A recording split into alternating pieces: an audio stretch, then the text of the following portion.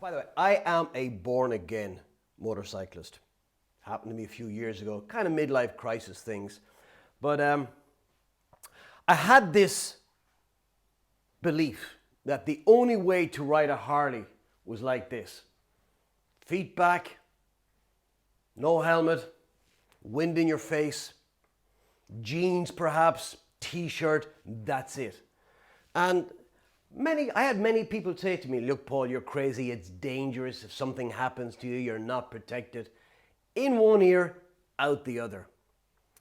Then one day I'm having lunch with a few people in a class and a few of the reps. And this is a new hire class, so these are all new. We're just getting to know one another. And one of the guys, he's a German rep, was talking about work experience, a summer job that he had. And he rode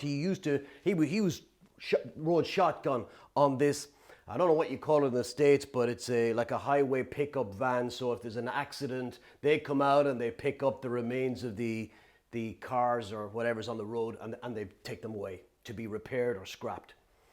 And he worked on this. And he was telling me that he hated coming out to accidents, road traffic accidents. But the ones he hated the most were motorcycle accidents. And the motorcycle accidents he hated the most were the ones where the rider was only wearing jeans. And he described how the sound, the screams he would hear when the medics would come to the rider who had come off his bike, skeeted along the road, and the friction of his jeans skeeting along the road would burn the denim into his flesh. And he said the screams of pain and agony as the medics, when they were tearing off the jeans, that lumps of flesh would come off because the jeans were burnt into their skin. And as I listened to this story, something weird happened. My attitude changed. How often do you think after hearing that story, I rode my bike again without protective gear? And that's the thing about stories. They can change our attitudes, and as a result of that, can change our behavior. Now, you and I, we're kind of in a similar business here. We're all about getting people to change their behavior.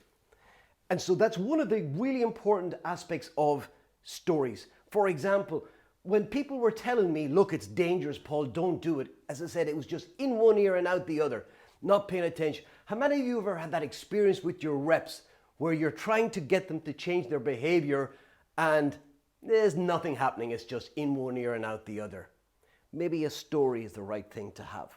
The right story. Now, that's not the only application for stories. There are many, many others.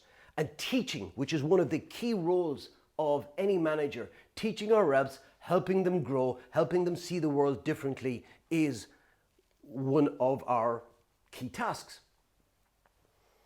And for example, let's imagine that you, whether it was an individual in your team or just your team as a group, you wanted them, for example, to take on board the lesson that they should seize the day and not procrastinate, that if you do procrastinate, often the opportunity disappears.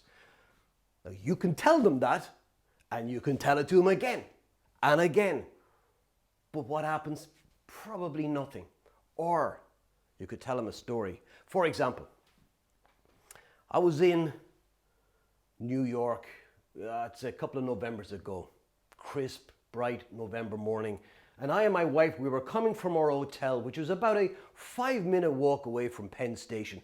And the plan was we were taking a train from Penn Station down to Baltimore for a Sandler conference. And as we round the corner, just there on 7th Avenue and 34th Street, I look up. And all I can say in terms of just trying to describe this scene, it was the most magical thing I've ever seen. Down the far end of 7th Avenue is the moon, and it's this giant yellow moon. It's kind of sitting on the horizon. But over my shoulder, 180 degrees over here, the sun is coming up. And And it, only as it can do in New York, it's reflecting off all of the glass and all these buildings, and it's just, the light is magical as that steam comes up from the vents in the street. It's just, it's ethereal, it's beyond description. And I look at this, and I'm an amateur photographer, and I have my gear with me on my back. And I said to my wife, I said, listen, honey, I got to take this picture.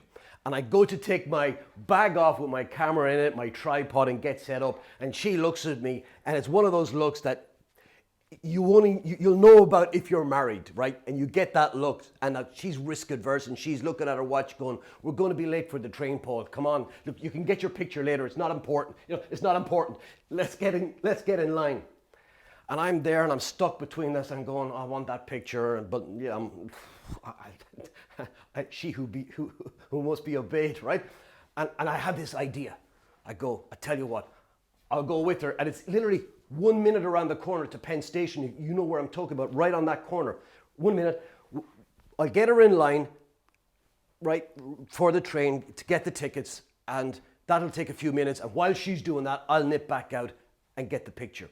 So we go, she's in line. I said, I'll be back in a moment, honey. Don't move. And I run around the corner. Probably the whole round trip from going to Penn Station all the way back, no more than 5 minutes. And as I stand and I look up 7th Avenue, it's gone. The moon has just gone down below the horizon, and the sun has come up just far enough where the whole light has changed. It's much brighter. The shadows have gone. That mystical sense, that feeling is just absolutely gone. And I remember sitting there going, if I had just seized the moment, if I'd just taken that moment, I would have had that shot that I could have lived with forever. And all I have right now is regret. Don't be like that. Seize the day, take the moment. Now, I share that story with you as a way of illustrating how you can communicate to your reps, for example, a lesson that you learned, a teachable moment that you can share with them from your own experience that illustrates a key point, a key value message that they can listen to, insert themselves into, and then allow the emotion to carry it, so that by the time you're finished the story, they go, I get it, rather than having to try and persuade them with facts and logic, which we know doesn't work. We know that people buy emotionally and they'll only justify their decisions logically. It's exactly the same when we're trying to get salespeople to change their behavior. They'll only change their attitude and change their behavior through emotion. And that's what stories do. They allow us to package a message and logic wrapped in emotion and delivered in consumable bite-sized chunks that people can engage with and slowly come to the same conclusions that you came to by resharing that story with them. Now, a couple of interesting things that I'd like to highlight about that story. One is, there is one element of that story which is not true. Anybody want to hazard a guess which element is not true? One aspect. Just if you want to take a guess, open your mic. Tell me, what aspect of that story do you think is not true? It wasn't your wife that made you not take a picture. Do you mean it wasn't my wife who made me, or it wasn't my wife with me? No, I didn't.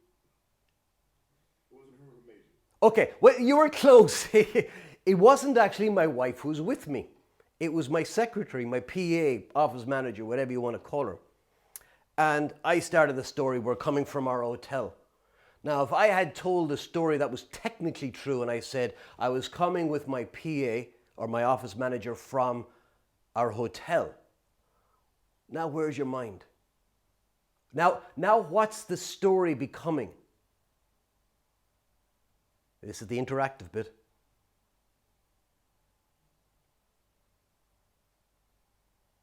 Anybody want to just open a mic and hazard a guess at what the story in your mind is right now when I mention that? You were hanging out with your office assistant at Yeah, and that can be a distraction to the purpose and the intent of the story. When I say my wife was with me, you pay no attention to that because it's fine, because she's not the story. The story is in the lesson about procrastination.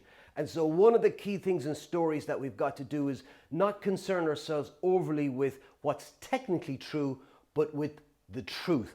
And the truth in that story is about avoiding procrastination or living with regret. That's the message. And that's the one thing you'll often find with people when they tell stories, is that they go to nth levels of detail trying to recount all of the little aspects that most of them are really not important to the message that you want to deliver. So that's one thing that's really important too, is about the details, only enough that you need in order to tell the story. Now, question here that comes up regularly is, well, how do you come up with relevant stories? Where do you find them? Well, there's a couple of places that you can look for. One, your own life. I would hazard a guess, if you took a moment, and I would encourage you to do this after we're finished today, is to think about all of the pivotal moments in your life where something happened to you and you learned a lesson as a result. And then to capture that story, capture the elements of it, the important bits, and then in sharing that stories with your reps, you can then bring them to the same conclusion that you achieved in going through that real life experience. So that's one place you can do, and we have tens of dozens, if not hundreds, of those stories that are available to us. However, I don't want you to be limited by your own stories either. There's any number of other people's stories as well that you can tell, that you can find on places like speaking.com or TED.com, etc. For example, imagine with your team you want to communicate to them the importance of gratitude, the importance of not taking for granted the people who support them in their everyday lives, whether that's work or in their own personal lives. You could tell them a story. Doesn't have to be your own. For example, has anybody ever heard of Charles Plumb? No, most people haven't.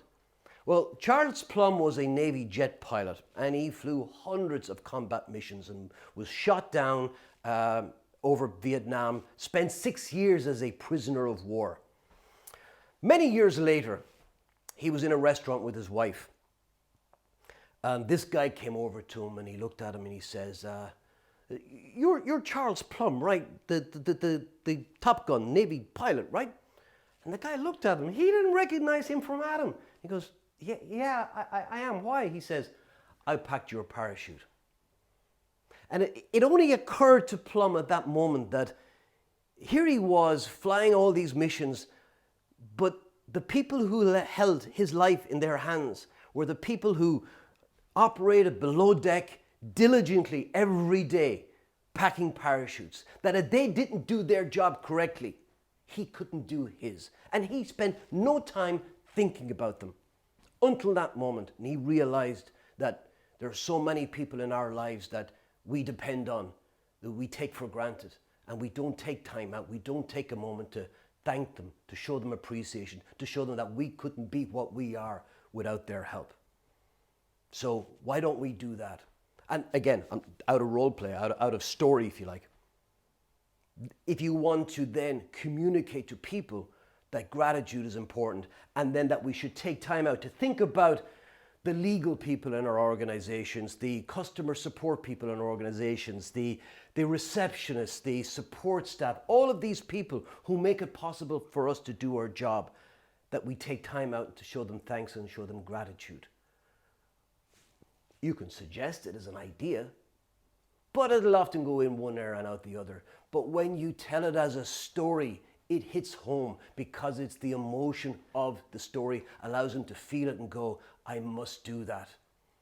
If nothing else, stories are more memorable. People will remember what you tell them as in a piece of information or what you show them in terms of PowerPoint, etc. They'll remember that for a couple of days, but only 10% will remember what you told them 3 more days later on. But 65% will remember what you shared with them when it's packaged in a story. So for no other reason than to make your messages last longer and more memorable, package them in a story. That's another message I think that's important.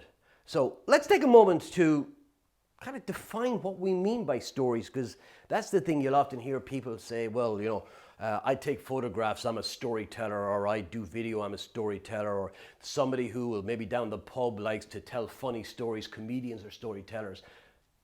You go to cable news, whatever, it's all about stories. Well, for us, what does it mean in a B2B context? Well, stories are real or imagined experiences told with just enough detail and emotion to cause the listener to experience or imagine them as real. So they're real or imagined experience told with just enough detail, no more, and emotion to allow your listener to experience them as real.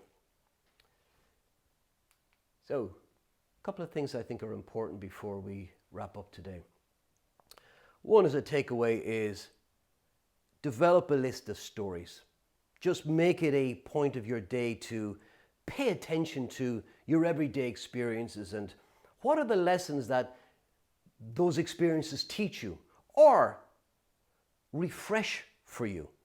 And then take a note of those. Find a place. I use Evernote as a place when I go along and something happens to me and I go, I think there's a lesson in that. I think there's a teachable moment in that. And then I write down the outline of where I was, what happened to me, etc. Then I can share that when I'm in a class. I'll give you a for instance. I had a class yesterday morning, I believe, and was talking about budget and investment. And I was sharing with them a structure. I'm sure Sean has done this with you before.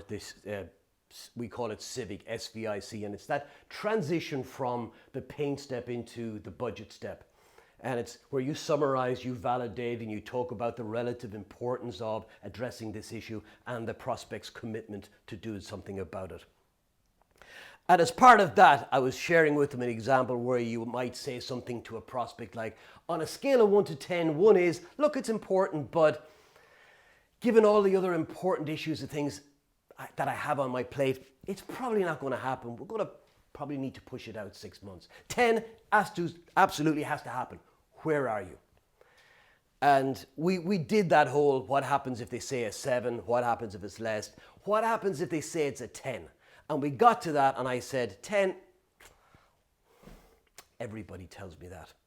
Until they find out that it's going to cost a lot more than everybody else, that it's going to take time, and that people have to invest their own time and their own efforts in making this happen. Can we talk about that now? And that was where we were in the class. And then one of the guys in the class puts his hand up and he says, Paul, that's dumb. That's stupid. Why would you do that? Why would you suggest to somebody that it's going to cost a lot?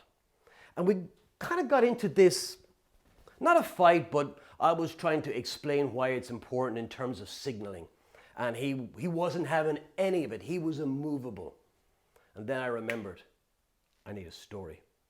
And I shared a story with him. I shared the story of a guy I'd seen speak many years ago, Romal Pereira. He's a serial entrepreneur. And at this stage, he was on his third venture at this stage. And he was telling a story to this group, and I was just in the audience.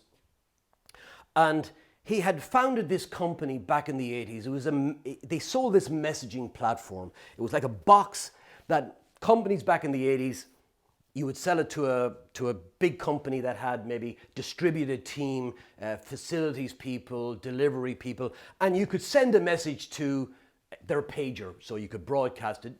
You remember what pagers were like. And they sold this for $20,000 equivalent. And they were very successful. And then what happened in the early 90s, the digital mobile phone market took off, and people were now, the market for SMS, for text messaging, was really lucrative market. And there was companies selling their technology into network operators like AT&T and Verizon, and they were making a fortune. And this guy was thinking, I already have a proven platform. Couldn't sell it to save his life to any of these network providers. No, they looked at it and went, no thanks. Couldn't understand it. Got a consultant in. The consultant looked at what they were doing and said, I see the problem. I want you to add a zero to your price. What do you mean? Add a zero to your price. Not double it, add a zero. And they did. And they were so successful, their company launched on the NASDAQ not long after, all became multimillionaires. All of them. Now, why would a company be more than happy to spend $200,000 on a product where beforehand they were reluctant, not just reluctant, refused to spend $20,000? What is it about money? I want to just spend a moment. I want you to imagine right now you are my class that I had yesterday, right? And I've just told you that story. And I've asked you the question. And I said, what is it about it that people would be willing to spend $200,000 when they weren't willing to spend $20,000? What would you say? This is the interactive bit again. Say that again. It assigns value. It assigns value, exactly. Yeah, it must be good if it's that expensive. Or conversely, if it's only $20,000 to a company like AT&T and Verizon who spend billions on infrastructure, $20,000 can't be any good. And I introduced the idea that money is a conceptual thing. It's our relationship with money and what it makes us assume, infer from the price. Like one of these fashion designers once said when somebody complained about the price of her dresses, really expensive. She said, of course they're expensive, darling. How else will people know they're premium? And when I introduced that story, you could just see his face drop and he goes, I get it now. And that's my point about stories. They allow the listener to insert themselves into the story, become part of it as an observer, and come with you on this journey. And I'm going to share with you in a moment that narrative structure of what it looks like, to a point where when you're finished the story, there's no resistance. They go, I get it. And so when you're trying to get people to understand something where there is a barrier or a block, that's also a great place to take out a story that allows them to slowly interpret and unveil the key message in the story. And then once it's their data, there's no resistance because people will protect their own data. Okay, I'd like to share with you before we finish up, just maybe a little structure around what stories, what are the key elements of a good story. And we're going to start with structure. And there are 5 key elements that I want to share with you. First one is, it's called in the beginning. Essentially all you're doing is you're sharing with people a situation and you're putting them in a time and a place. For example, I was in New York, it was November, my wife and I were making our way from our hotel to Penn Station, which was only 5 minutes away. That's, if you like, in the beginning. This is where we were, this was the situation. Then something happened. Saw this scene, had to take the picture of it. This is where I just want to spend a moment on this because this element is absolutely vitally important to a story. It does not work unless this element is there. If I said to you, yesterday morning I got up, I had a shower, I went downstairs, I had breakfast, I came back up, got dressed, got on my bike, went to work, spent a day at work, did some emails, called some people, prepared for a class, came home, had dinner, watched a little bit of TV, chatted to my wife, and went to bed. That's not a story. That's just a series of events. And the distinguishing feature between a series of events and a story is something happened. And that's the key thing. And the other example I gave you was the bike, the Harley, was, I was one who believed the best way to ride a bike, jeans, t-shirt, that's it. Then something happened. I met this German guy. And then from that, as a result, because of that, I had a change of heart. I thought differently. Or if I go back to New York, I had the experience, the sun went down. Or sorry, the sun came up, the moon went down, right? Because of that, and then because of that, I lost the moment. And as a result, I learned a valuable lesson that if you procrastinate, if you put off, if you don't seize the moment, you may well live with regret. And that's the structure of any good story that you want to tell. And finding, as I said, finding those stories, they're everywhere. You just have to look, take them down. What I would suggest, just before I finish up on this, is that it's always a good idea, before you tell that story, to write it out, whether you want to do it as a blog post or just your own notes in a journal, just to get the structure and the elements straight in your head. And then look at it and take out the elements that are not important or that could distract. There is nothing as awful as listening to somebody telling a story that has all these elements that are just not important. My wife and I were coming from our hotel and we came down, I think it was 6th Avenue, and we passed by this store where they were selling coffee, and then we crossed the road and you're going, when is this story going to end, right? So that's going to be important as well. So I would suggest people just to write them out and make sure you've got it. And then you've got it and you start to build your library of stories. And once you've got your library of stories, you've got a bank of influence. We're done.